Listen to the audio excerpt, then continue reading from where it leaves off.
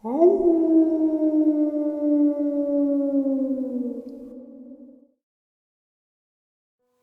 greetings and salutations, everyone. I hope everyone is still doing well today. Welcome to the paranormal side. Before we get into today's upload, a couple links I'd like to share. As you know, I rely on Patreon, PayPal, and my merch store to help the channel to continue to grow and go. The links to Patreon and PayPal are in the description below. My merch is displayed directly under this video. Also, Dogman Frightening Encounters, Volume 1, 2, and 3, the audiobook versions. They were written and researched by Tom Lyons, narrated and produced by me, Jeffrey Nadolny. Those audiobooks are available on Audible, Amazon, and iTunes, the links to which are also in the description as well. Now, everyone, I have taken far too much of your side. Let's take a walk on the paranormal side. Shall we? Today's first experience on the paranormal side. This is no lie. I've experienced many paranormal encounters over the 26 years of life on this planet. Given that I live atop of an old hospital, a whole story on its own, I've always believed in it. I have autism, so I'm normally very critical of the world around me and like to find an answer to everything. But some things I have discovered simply cannot be explained. One of my earliest encounters, well, the earliest that I can remember, has stuck with me for what feels like an eternity, and I can still remember with great detail. I've told this story in the past, though much shorter, for the sake of conversation to family and friends, and though some who believe in the paranormal may listen with great interest, those on a more skeptical side of things always tell me that it was just a dream. And while sometimes I do question whether it was or not, the reality is that it was way too real to be put down as just a bad nightmare. It was the summer of 2002. My family had booked a holiday in North Wales, England, in a small seaside town called Morfa. I was 7, my brother 5, my baby sister, who was coming up to her first birthday. We were also joined by my grandparents and my Aunt Laura. My grandparents had paid for the place that we were staying in, and also rented a large people carrier type car so that we could all travel together without having to drive both of their cars from Norfolk to where we lived in South London and then all the way to North Wales. It worked out better that way, and no one wanted to split us kids into 2 cars and face arguments of who wants to ride with Nan and who wants to ride with Granddad. An argument that always broke out between us on other family holidays. When we got to the house that we were staying in, I remember being in awe at the sheer size of the giant white building before us, and thinking just how much it would have cost to rent. I asked my Nan this exact question, and she simply shrugged it off and said it wasn't much. She simply wanted our family to enjoy ourselves without worrying about the cost of it. Something that didn't come natural to the family that was already used to a thin line of poverty. The house itself was a large white building that was split into 2 floors, large living room and kitchens on each floor, and about 14 bedrooms in total. I equated the house to be more of a mansion than a house. It was simply that big compared to my 7-year-old self. The house also had a large garden that slopes up the steep hill that my parents considered too dangerous for us to play in, due to the landscaping and jutting rocks. But I do remember pestering my dad throughout our stay to let me go outside by the back patio to see the strange birds that had made a nest in a small passageway by the back door. My Nan told me that they were swifts, and I was fascinated by them. I loved birds, and the city only ever had pigeons and house sparrows. They seemed so boring in comparison. And though the swifts were exciting to my animal-loving autistic self, the most exciting part of this house was getting to choose a room that I could have all to myself. Back home, we had a small 2-bedroom house, and my siblings and I were crammed into 1 bedroom. Good old council estate living. So I was more than pleased to spend a week in a bed of my own, in my own room away from my brother and baby sister. The room I chose was on the ground floor at the end of a corridor, literally the furthest room from the others as I could find, and by sheer luck, I was the only one in that corridor. My parents chose a room a little past that corridor so that they could keep an eye on me and my brother, who also had the same idea to choose a room as far from me as possible. It wasn't long before the sun started to set, and as my parents and grandparents sat in the living room upstairs chatting away with a glass of wine, I decided to head to bed to relax and let the long car ride wash away in a mountain of pillows and deep sleep. I loved my sleep, and knowing that I would be able to sleep without any disturbances from my siblings felt like a blessing. Little did I know that my dreams of solitary sleep weren't going to last for long.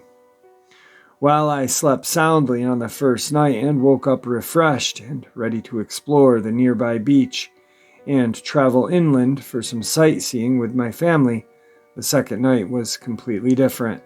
We got back, had some dinner, enjoyed a bit of TV as my brother and I played on the patio out back. The sun started to go down, and my dad called us both inside to start getting ready for bed. Me, still fascinated with the swift nest, looked up at it and pleaded to my dad to let me stay until I saw the parents come back, as I didn't want the eggs to be lonely. They hadn't hatched just yet, so I was confused as to why I hadn't heard the mom bird on them. This evening, my dad just told me that she was sleeping, just as I should be. I admitted defeat and followed him inside and turned to go to my room to grab my PJs and just froze. The corridor that my room was located down was suddenly so much darker than it was the previous night. Something within me told me not to go down there, and it was dangerous and spooky. I was thoroughly creeped out. I felt the hair on my arms stand up and chills ran down my back. I felt like something was about to jump out of the dark, attack me, devour me in one piece. I ran to my parents in the living room and pleaded with them to let me sleep in a different room. I was hysterical and crying, nearly at the point of a meltdown, and just as my dad was about to compromise and let me switch rooms with my brother, my mom stepped in and told me to suck it up, and that because I chose that room, I was stuck with it. Yeah, she wasn't a good mother, and it would be another 15 years before I saw her for who she really was, but that's a whole nother story. So I sulked back to my room. I was stuck with it, and there was nothing that I could do other than push past my fears and try to get some sleep.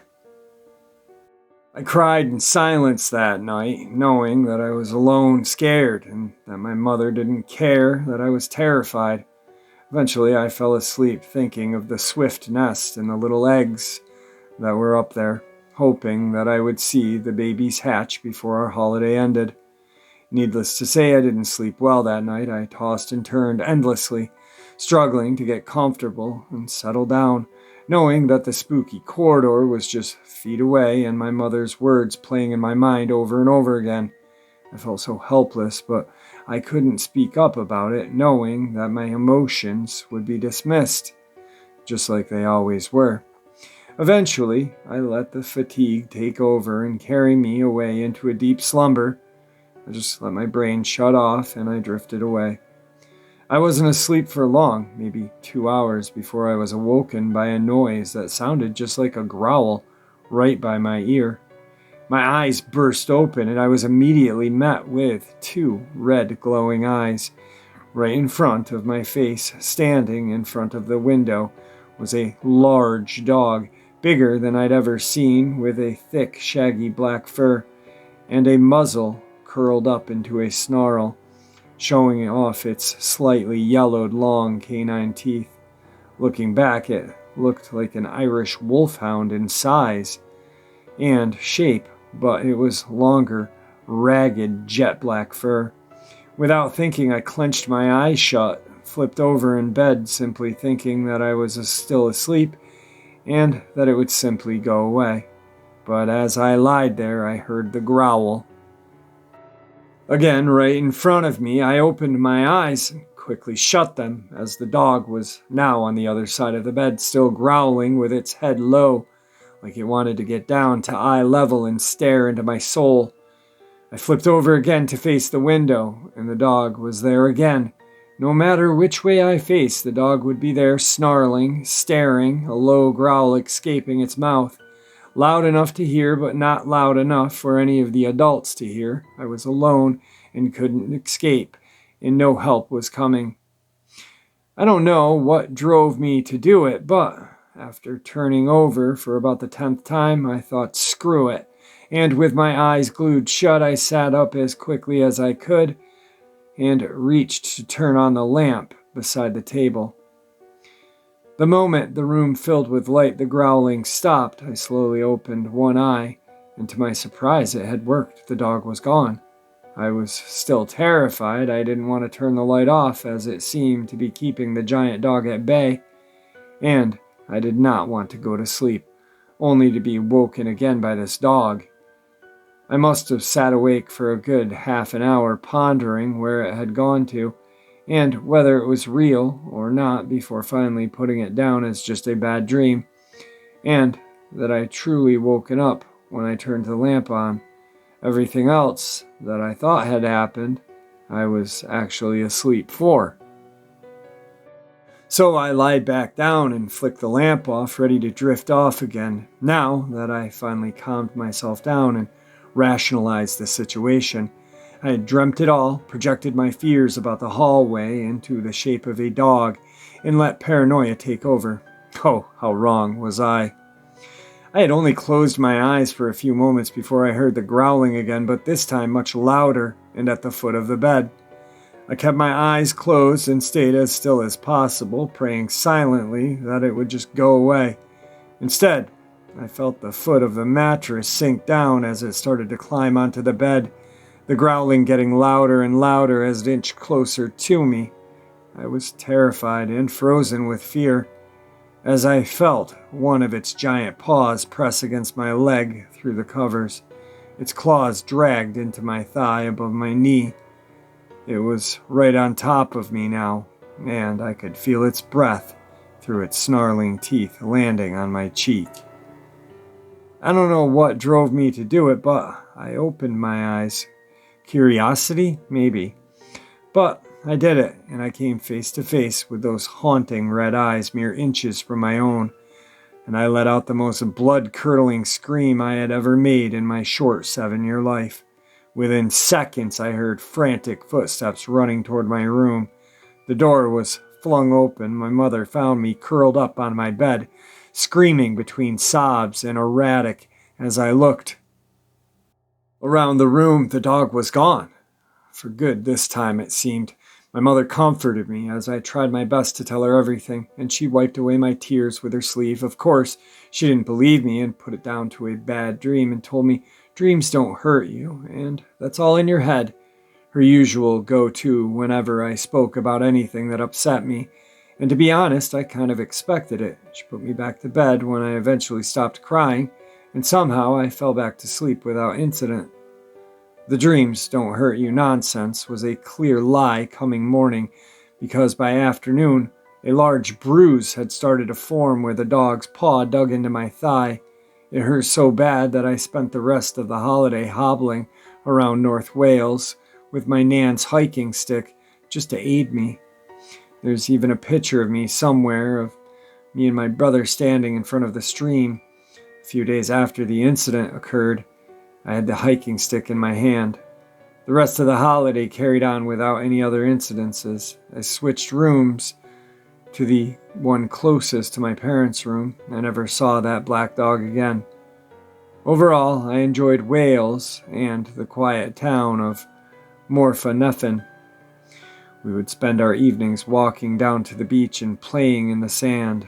Myself and my brother made friends with the local kids, and we would play in the sand, digging a hole so big that we all could fit in it, and we quickly named it the bunker. And if you're wondering about the swiftness, the babies hatched just 2 days before our trip ended, and we were greeted every morning until we left by the sound of very hungry, featherless chicks begging for their parents' food. I didn't want to leave them and sorrowfully waved goodbye to them when it was finally time for us to leave and head back to our little South London home. Though this was most definitely an up-close and personal encounter with a black dog, I didn't know that black dogs were a thing of legend across Wales and much of the UK until I told this story to a friend in college, and she told me that it was a black dog. I did more research into it, and sure enough, she was right.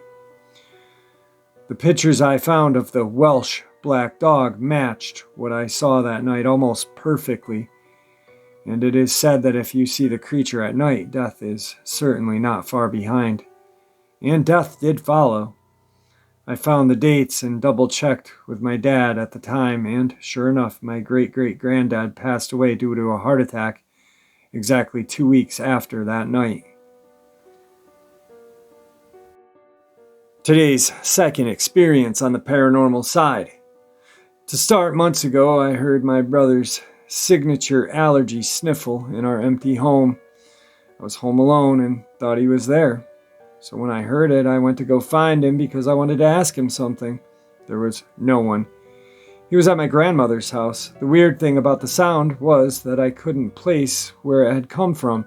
It almost seemed displaced or something. I don't know. A few days ago, I heard my sister call me. She has a very recognizable voice and tone, so I thought I knew what I was hearing. I went to go see what she wanted, and she was really confused. She's not the type to joke or prank. She just doesn't do that. Today, I was sitting in my room with my door shut when she came in asking me what I wanted. I was confused myself, so I asked what she meant, and she said she heard me say her name. When I told her that I hadn't, she got freaked out. She told me later, when we were talking about it, that she has also heard my brother's signature sniffles when she's home alone in the house, or when it was just her and my dad. He doesn't make that sound. Both my sister and I have heard what sounded like two people having a hushed, whispered conversation in our room in the middle of the night. Both of us wake up weirdly alert and clear-minded, so this struck as very real.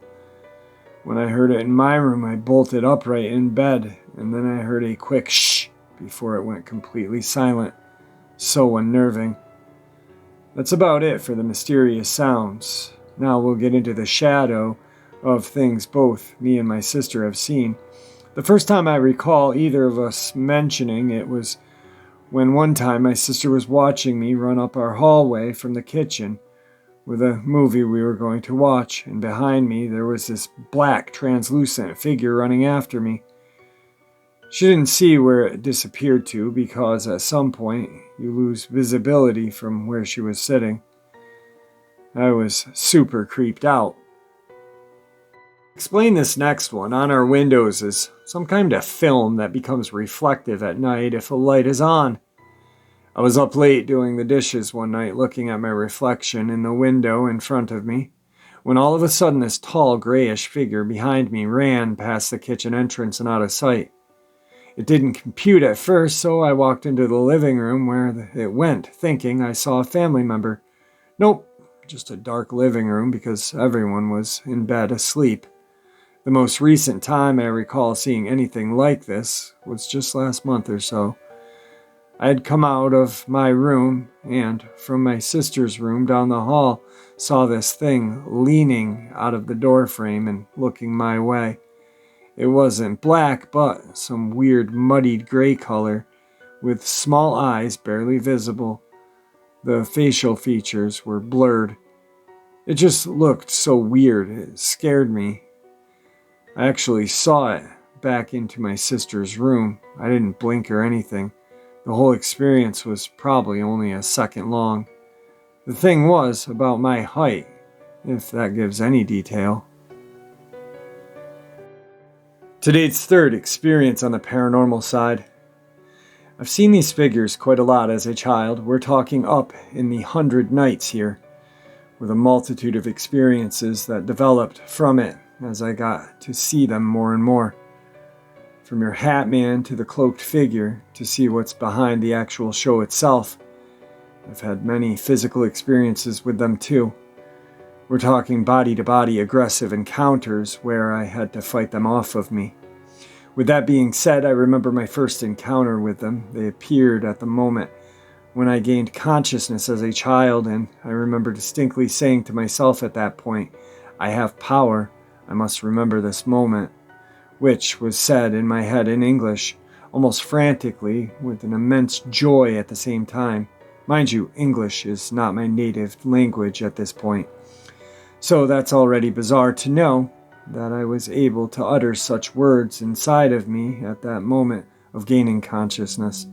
Plus, on top of that, it was as if I was coming from a place that was searching to gain this power, consciousness. I remember that point, sudden rush of realization that came into me, that I can achieve anything in life that I desire, like the world was in the palm of my hand.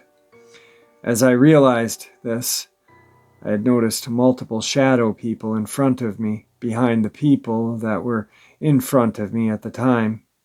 I saw them, and I felt their terror, as if they were responding to my rationalization, like I'm not supposed to be realizing all of this.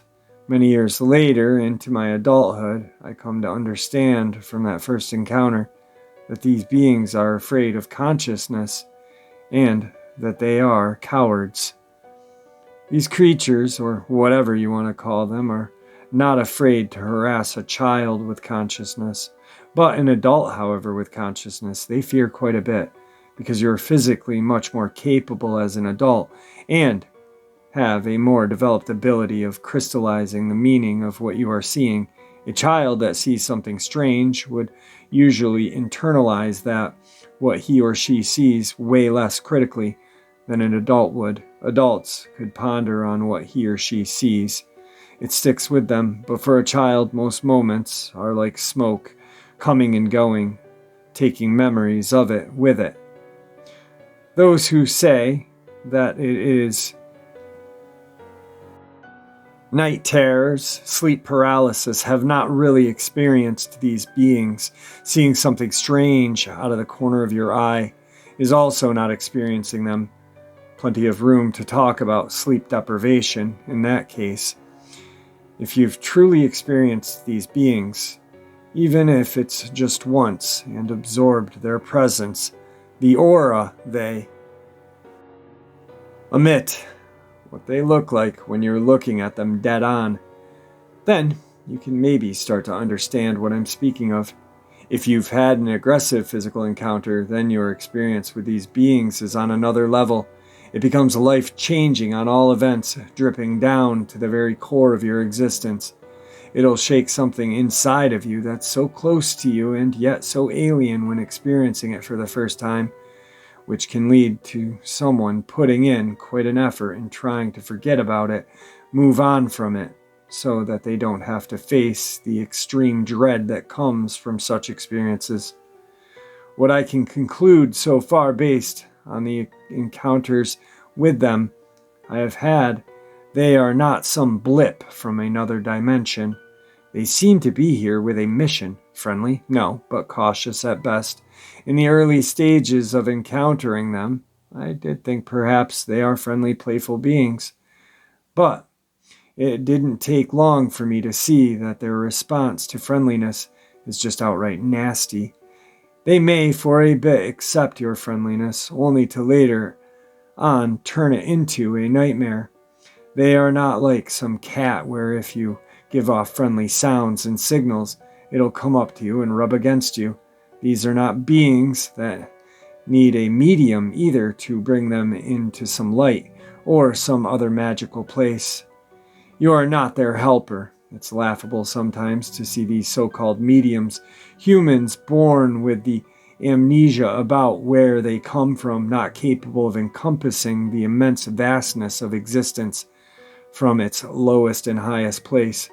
To try to guide these beings, people need more wisdom themselves than any wisdom they can give to such beings. We are not here to play the savior for them. I don't think such beings even have a chapter about a savior in their domain. However, I see the experiences with shadow beings as an extremely important opportunity to get a better understanding of our own existence. If I see them, what other implications does it hold to life? What meaning of life does it reveal? Facing such a presence in life implies also the existence of something much bigger and unseen by most. It's like finding water. That means you'll find other life forms in it and around it.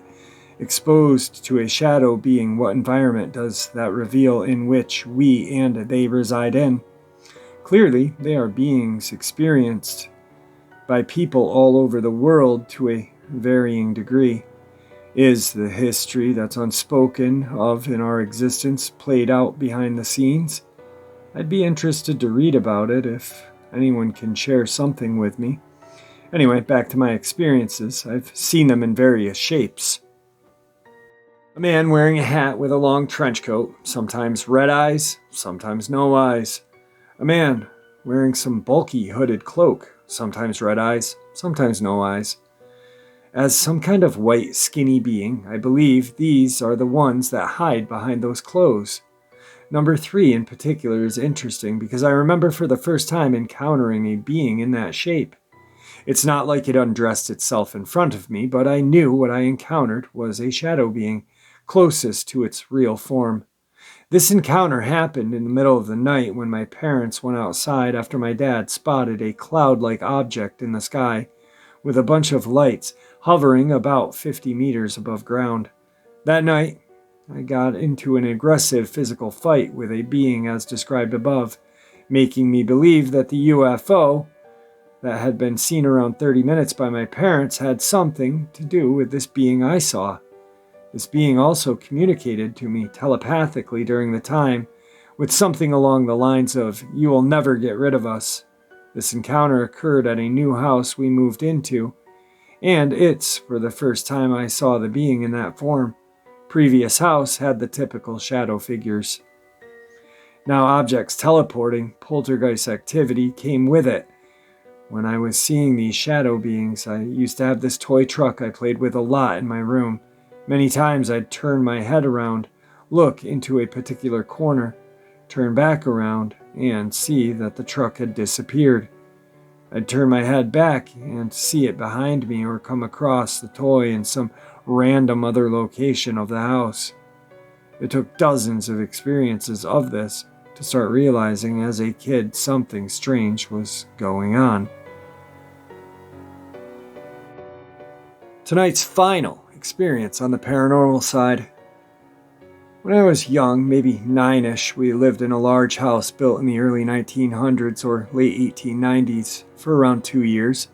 It was rented from an estate and in generally acceptable condition on the inside. I will always remember the house was split into 2 distinct parts, not by walls or anything physical, but by the way it felt. The house had a staircase that went up to the middle of the property. We, my family, lived on the left side, the right side, and its rooms were empty apart from the occasional nanny or cook. That essentially uninhabited part, apart from the nanny, I will never forget, as it was truly sinister. I remember often seeing shadows move in the corner of my eye. In the main dining room and its adjacent butler pantry, my brother and I would place bets on who would have enough balls to run to the end of the corridor and back, or indeed enter one of the rooms, which was painted a hideous blue. The children refused to go upstairs alone. I think now, as a grown man, I would still be reluctant too. I will never forget how shocked I was to learn that my brother was bathing alone upstairs after a distinctly intense stick battle in the woods. He is now an author, and I was inspired to put this online after I stumbled across a draft on his desk that described that corridor and his experiences in that home, which obviously is far superior to my description. One always felt as if someone was watching or present. I am sure people are able to relate to this. To this day, I haven't experienced that again. Our family nanny, who was essentially our mother at the time, was from the Philippines and always said that she was never alone in that part of the house. We had one chef from Brazil who wouldn't sleep there at night and only stayed with us for a few months. One of the most unsettling things about the house was the silence. You could almost hear and feel it. The house was situated in a rural but expensive property market, which has large demand for period manor homes. However, it seems strange that people only seem to rent the place for no more than a year or two, and the owners have been renting it because they have had tremendous difficulty in selling it. It is still listed online to this day. Say what you will, I am usually very cynical of the paranormal, and I am certainly not spiritual, but that distinct divide will stay with me forever. I believe that most things can be described through coincidence or such like, but for me, that energy will remain unexplained. It has been distinctly challenging to actually explain that property and one's experiences there, but I hope I have done so in a way that can be understood. Dang, they were pretty good. Huh. I never really thought about how in the third experience, how they explained, they explained the typical hat man, the typical bulky, cloaked looking thing, shadow figure.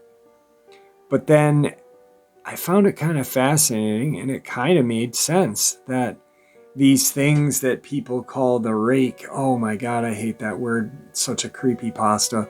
The crawler, we'll call him crawler, could be a shadow figure's, main form or form in this realm. Who knows?